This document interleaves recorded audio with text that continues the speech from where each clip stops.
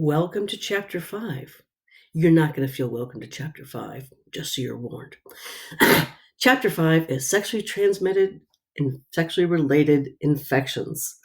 I admit, I find this to be one of the most important chapters of this text. Many of you have been taught about STIs in a health class in the past. Many of you have been told the bad things or heard about HIV.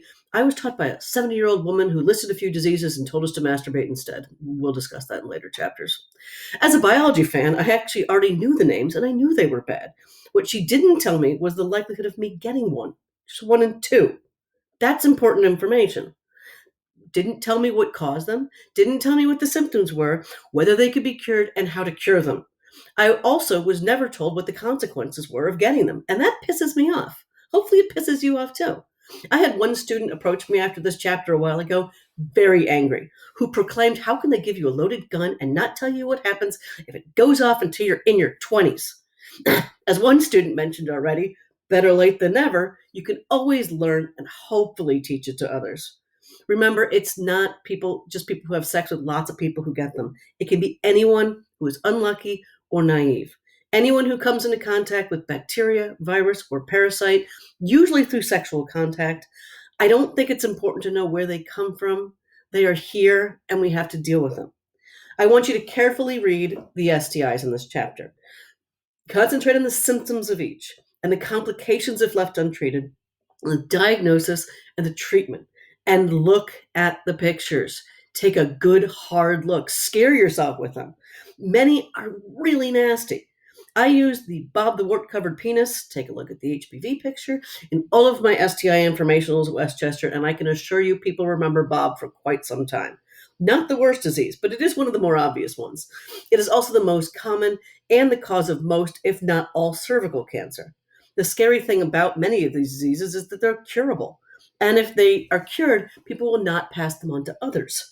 We have been scared to protect ourselves from the incurable diseases, and rightly so, but we should also worry about the ones we can cure and do so. And we should also practice safer sex. Remember, the only safe sex is no sex.